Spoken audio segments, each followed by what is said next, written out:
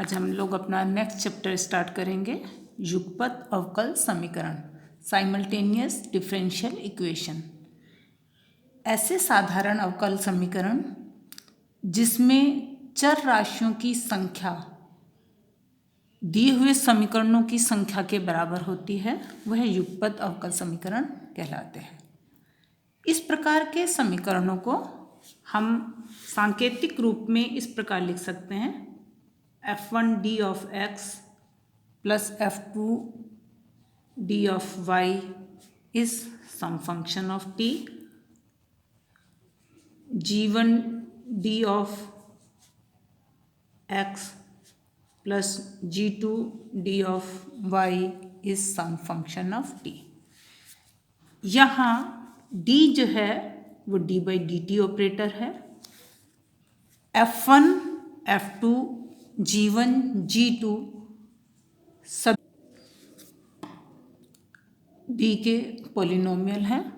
Phi T तथा Sai T t के फलन हैं। x और y आश्रित डिपेंडेंट वेरिएबल्स हैं। इन युगपत अवकल समीकरणों को हल करने के लिए हम प्रतीकात्मक विधि का प्रयोग करते हैं। प्रतीकात्मक विधि का मतलब, पहले हम दिए हुए समीकरण को प्रतीकों के रूप में, d के रूप में, ऑपरेटर्स के रूप में हम लिख लेते हैं, जो कि हमारे समीकरण 1 और 2 हैं। और इनको सरल करने के लिए हम इन दो समीकरणों की, क्योंकि दो हमारे पास डिपेंडेंट वेरिएबल हैं x और y, इन दो समीकरणों की सहायता से हम या तो y का अथवा x का विलोपन करते हैं।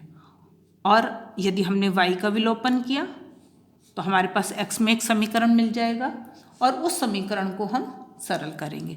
मान लीजिए हमें y का विलोपन करना है, तो हम क्या करेंगे, समीकरण 1 में g2d से गुणा कर देंगे और समीकरण 2 में f2d से गुणा करके सब्ट्रैक्ट कर देंगे, तो हमारे पास x में समीकरण इस प्रकार से आ जाएगा: f1d g2d of x minus f2d g1d of x is equal to g2d of phi t minus f2d of psi T.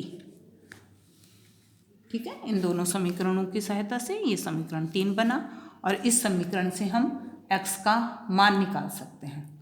मान लीजिए x का यह मान इस रूप में आता है: x is some function of t।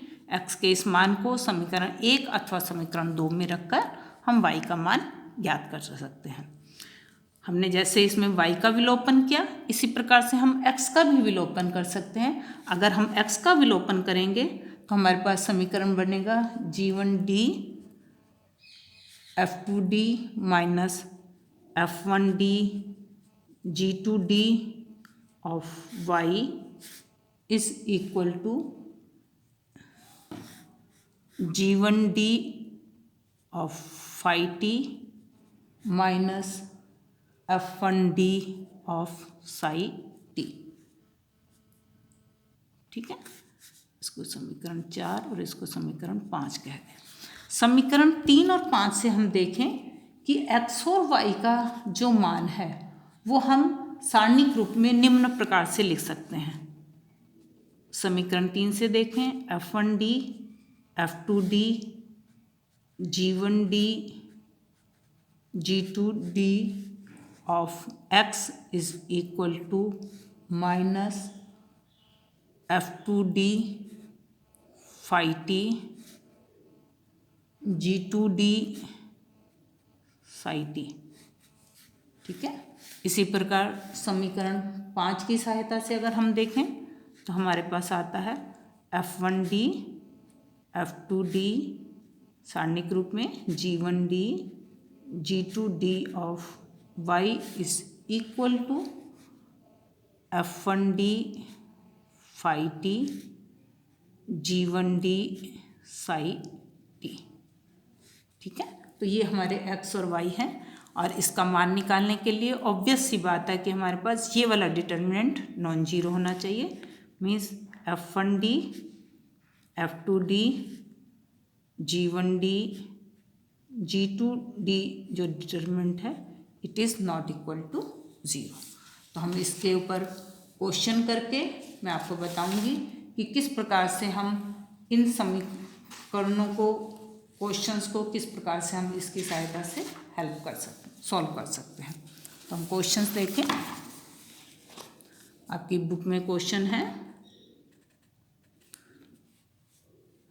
dx upon dt plus 5x plus y is equal to e की power t, dy by dt minus x plus 3y is equal to e की पावर 2t। हम पहले इसको प्रतीकात्मक रूप में लिख लेते हैं। तो हमारे पास ये आ जाएगा d plus 5 of x plus Y is equal to E की पावर टी। इसको हम समीकरण 1 कह दें।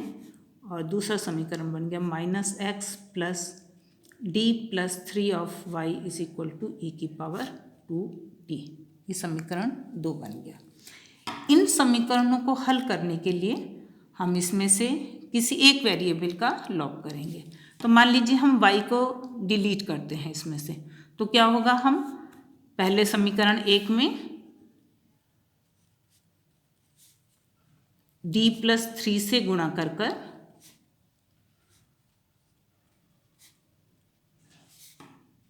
समीकरण 1 में d प्लस 3 से गुणा किया और समीकरण 2 को उसमें से घटाने पर d प्लस 3 से गुणा करें पहले वाले समीकरण को, तो यह आ जाएगा d plus 3 d plus 5 of x plus d plus 3 of y is equal to d plus 3 of e की पावर t। इसको हम समीकरण 3 कह दें। अब समीकरण 3 में से समीकरण 2 को हम घटा दें तो हमारे पास आ जाएगा d plus 3 d plus 5 plus 1 of x is equal to d plus 3 of e की पावर t माइनस e की पावर 2t। ठीक है, तो ये हमारे पास बना, देखिए d स्क्वायर प्लस 8d 15 और 1 16 x is equal to derivative of e की पावर t इज e की power t plus 3 times e की पावर t माइनस e की पावर 2t। ये हमारे पास इक्वेशन बन गई। d प्लस 4 का whole square of x is equal to 4 e की पावर t माइनस e की पावर 2t। डिफरेंशियल इक्वेशंस ये हम पढ़ चुके हैं, इसको हम सॉल्व करें। ऑक्सिलरी इक्वेशन क्या बनेगी इसमें, m square plus 8m plus 16 is equal to 0 means m is equal to -4 repeated root बन गया। कॉम्प्लीमेंट्री फंक्शन बन गया x is equal to c1 plus c2t e की पावर -4t। पर्टिकुलर इंटीग्रल निकालें। Particular integral हो जाएगा हमारा 1/d plus 4 का होल स्क्वायर ऑफ 4 e की पावर t माइनस e की पावर 2t। इसका पर्टिकुलर इंटीग्रल निकाल लो। This is equal to 4 times e की पावर t है, तो ये हो गया e की पावर t 1/1 प्लस 4 मीन्स 5 का स्क्वायर माइनस e की पावर 2t 1/2 प्लस 4 का whole square, that is 4/25 e की पावर t माइनस 1/36 e की पावर 2t। तो सॉल्यूशन हमारे पास हुआ इसका, x की वैल्यू x हो गया c1 प्लस c2t e की पावर -4t प्लस 4/25 e की पावर t माइनस 1/36 e की पावर 2t। ये हमारी x की वैल्यू आई। अब हमें इससे y की वैल्यू निकालनी है। तो y की वैल्यू निकालने के लिए हम क्वेश्चन नंबर 1 और 2 में से ले सकते हैं। इक्वेशन नंबर 2 में आप देखोगे derivative of y means integral करना पड़ेगा, तो हम इसलिए इक्वेशन 1 की सहायता से इसको सॉल्व कर रखते हैं। फ्रॉम इक्वेशन 1 x की वैल्यू सब्स्टिट्यूट अगर हम कर दें तो y हो जाएगा हमारा e की power t minus d plus 5 of x, that is e की power t minus 5 times x और डेरिवेटिव ऑफ x। तो डेरिवेटिव ऑफ x क्या हो जाएगा, देखिए यहाँ पर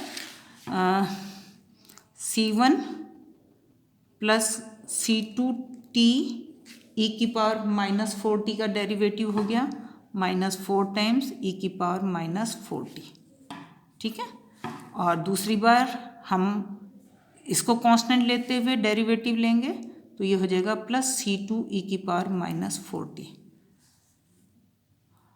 डेरिवेटिव ऑफ x का पहले वाले टर्म का। दूसरे वाले टर्म का हो जाएगा 4/25 e की power t minus 1/36 2 times e की पावर 2t। ये तो हो गया डेरिवेटिव ऑफ x पूरे का। माइनस प्लस क्या है 5 times x means plus 5 times c1 plus c2t e की power minus 4t plus 4/5 e की पावर t माइनस 5/36 e की पावर 2t। इसको सिंप्लीफाई कर लीजिए आप, इससे आपको y की वैल्यू मिल जाएगी। पूरा क्वेश्चन को सारे टर्म्स को सिंप्लीफाई कीजिए, इससे आपका y का मान आ जाएगा minus c1 plus c2 plus c2t e की power minus 4t plus 1/25 e की पावर t प्लस 7/36 e की पावर 2t। तो इस प्रकार से ये हमारे इसके सॉल्यूशंस बने x और y की वैल्यूज़ को। ठीक है, इसी तरह से हम और भी क्वेश्चंस कर सकते हैं। हम और क्वेश्चंस भी नेक्स्ट टर्न पे करेंगे। नेक्स्ट क्वेश्चन हम देखें, d2x upon dt square minus 2dy/dt minus x is equal to e की power t cos t, d2y upon dt square plus 2dx/dt minus y is equal to e की power t sine t। प्रतीकात्मक रूप में इनको लिखें, D square minus 1 of x minus 2dy is equal to e की power t cos t। Second equation को लिखें, 2dx plus D square minus 1 of y is equal to e की power t sine t। समीकरण 1 को y का लोप करना है तो डी स्क्वायर माइनस 1 से, और समीकरण 2 को 2d से गुणा करके जोड़ दें अगर हम, तो ये हो जाएगा हमारे पास डी स्क्वायर माइनस 1 का whole square x plus 4d square x is equal to D square minus 1 of e की power t cos t plus 2d e की power t sine d। Simplify करो इसे, डी स्क्वायर प्लस 1 का whole square x is e की power t cos t। इसको solve करने के लिए ऑक्सिलरी इक्वेशन बन गई, m स्क्वायर प्लस 1 का whole square is 0 means m is equal to plus minus iota 2 times. Complementary function हो गया c1 x is equal to c1 plus c2t cos t plus c3 plus c4t sine t। Particular integral हुआ x is 1 upon D square plus 1 का whole square e की power t cos t, that is e की power t 1 upon d plus 1 का whole square plus 1 का whole square of cos t means e की power t D square plus 2d plus 2 का whole square of cos t। इसको simplify कीजिए, e की power t 1 upon D square means minus 1 plus 2d plus 2 का whole square of cos t, that is e की power t 1 upon 2d plus 1 का whole square of cos t, that is e की power t 1 upon 4d square plus 4d plus 1 का whole square of cos t, that is e की power t 1 upon D square की जगह फिर minus 1 रखो तो ये हो जाएगा 4d minus 3 of cos t। इसको सिंप्लीफाई करने के लिए e की पावर t 4d प्लस 3 से ऊपर नीचे गुणा कर दो, 16d square minus 9 of cos t ये हो गई वैल्यू आपकी। डी स्क्वायर की जगह -1 ई की power t 1/-16 -9 4 sin t with minus sine plus 3 cos t।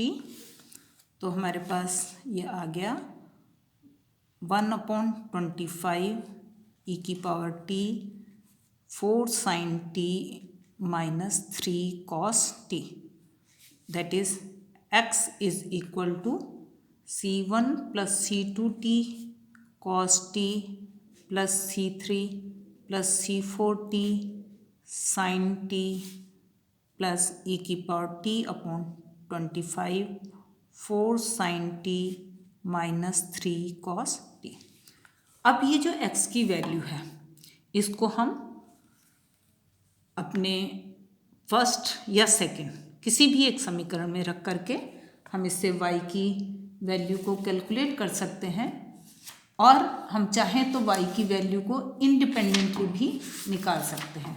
हमारा प्रयास होना चाहिए कि हम किसी में रख करके y की वैल्यू को निकाल लें। अब हम इससे अगर y की वैल्यू को कैलकुलेट करेंगे तो y की वैल्यू आ जाएगी आपकी -c1 plus c2t sin t plus c3 plus c4t cos t minus 1/25 e की power t 3 sin t plus 4 cos t। आप कैलकुलेट कर सकते हैं। तो इस तरह से मैंने आपको 2 एग्जाम्पल्स दिए हैं। आप इन एग्जाम्पल्स की सहायता से अपने बाकी प्रश्नों को भी सॉल्व करें।